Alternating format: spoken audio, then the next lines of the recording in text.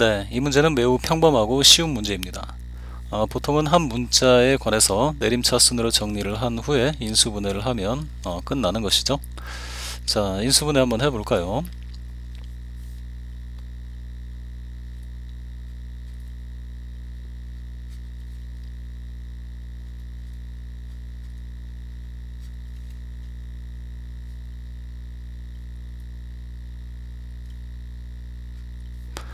네, 이렇게 해서 이제 인수분해가 끝났는데요. 인수 두 개는 x 더하기 2y 빼기 3, 그 다음에 x 더하기 y 더하기 1 이렇게 두 개의 인수를 갖게 되는데 여기서 이제 인수인 것을 지금 고르라고 했으니까 답은 4번이 되겠습니다. 네, 이렇게 해서 문제를 풀어 보았는데요. 아까도 얘기했다시피 보통 이런 문제들은 내림차순으로 정리를 먼저 하기 마련이죠. 그러나 이 풀이에서는 내림차순을 이용하지 않고서도 간단하게 인수분해가 되는구나 라는 사실을 확인하였습니다. 사실 이 문제는 너무 쉬운 문제이기 때문에 우리 학생들이 기존에 알고 있었던 방법으로 해도 되고요. 혹은 선생님이 제시한 이 풀이가 좀 더 간결하고 쉽다라고 생각되는 학생들은 이렇게 연습을 해서 풀어도 좋겠습니다.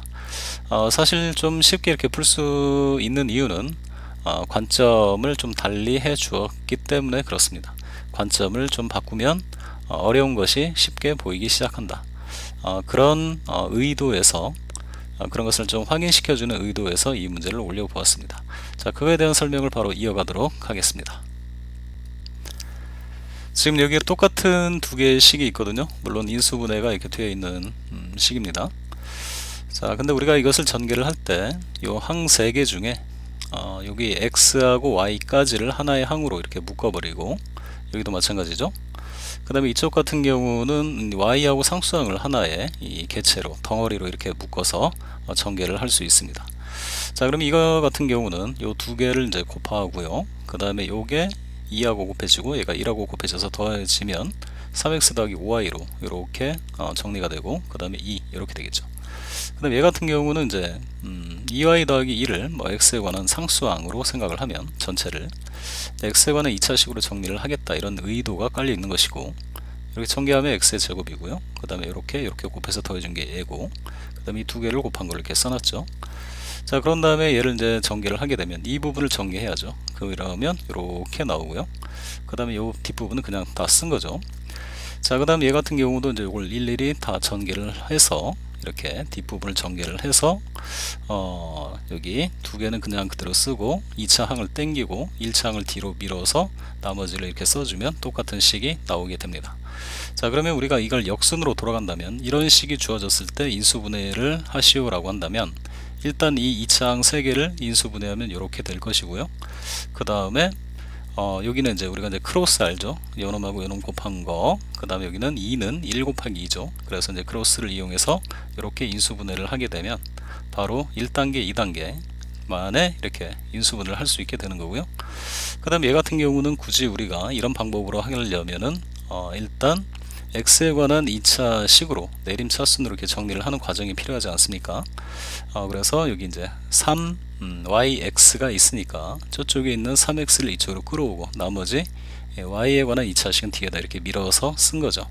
그런 다음에 이걸 갖다가 이제 인수분해하는 과정을 거치다 보니까 이쪽보다는 한 단계가 늘어나서 시간이 좀 더 걸린다 라는 것을 알 수 있습니다.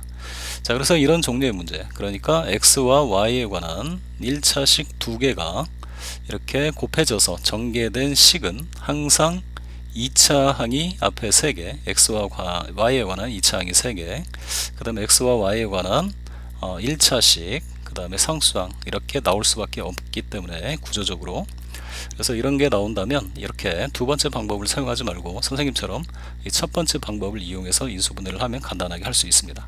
그러니까 항상 2차 항끼리 먼저 인수분해를 한다.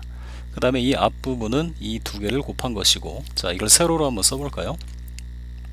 x 더하기 2y랑 x 더하기 y를 곱한 것이고, 요 상수항 2는 1 곱하기 2 아니면 뭐 2 곱하기 1 이렇게 되겠죠.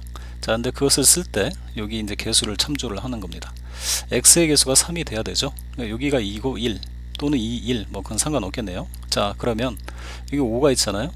그럼 5가 되려면 이쪽이 2가 되고 이 2는 4, 그 다음에 1y 해서 5y가 되는 것이죠.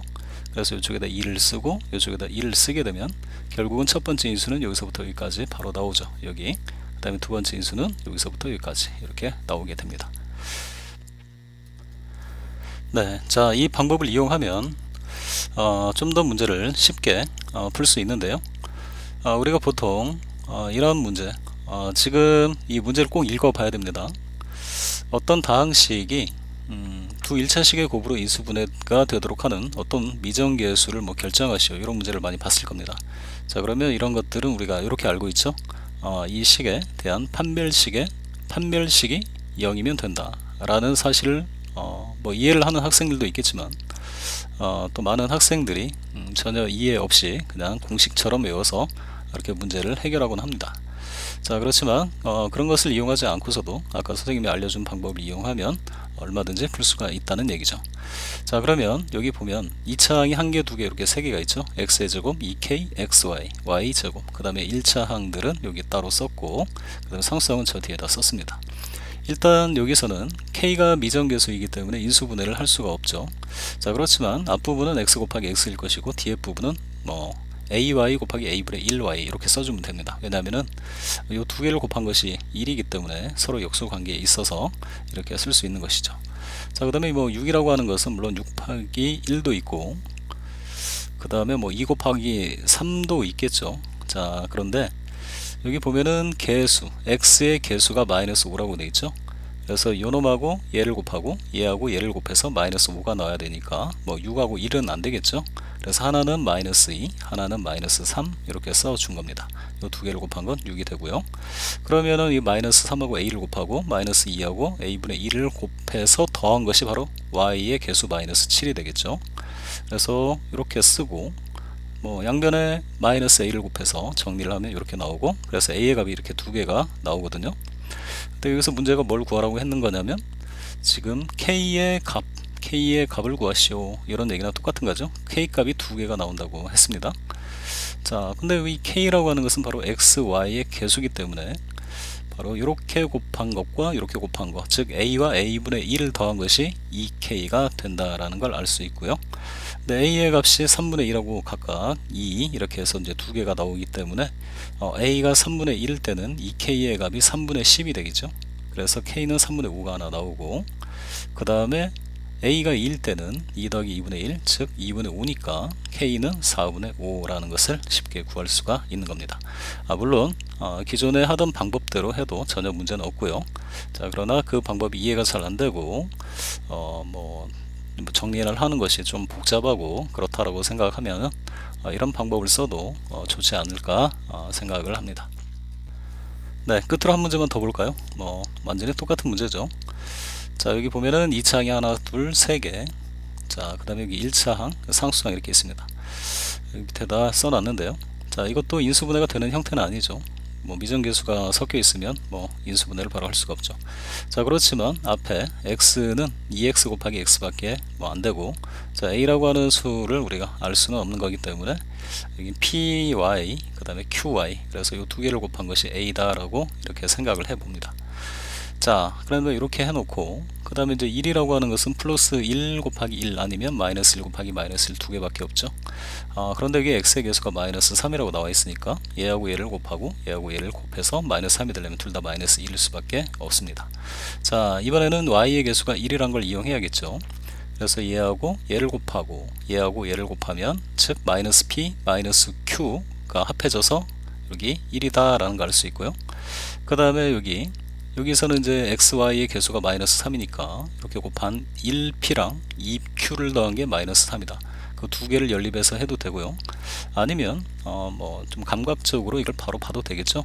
여기가 마이너스 3이 되려면 q는 마이너스 2고 그 다음에 p가 1이면 되겠죠. 마이너스 4 더하기 1 하면 마이너스 3이니까.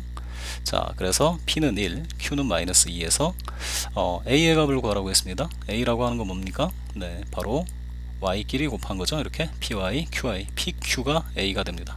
그래서 두 개를 곱하면 마이너스 2 이렇게 되죠. 네, 계속 얘기하지만 여러분이 알고 있는 방식, 판별식의 값이 0이다. 판별식의 값이 0이다를 이용해도 당연히 동일한 값이 얻어짐을 알 수 있습니다. 자, 어쨌든 선택은 여러분에게 맡기고 이번 강의는 여기서 마치도록 하죠.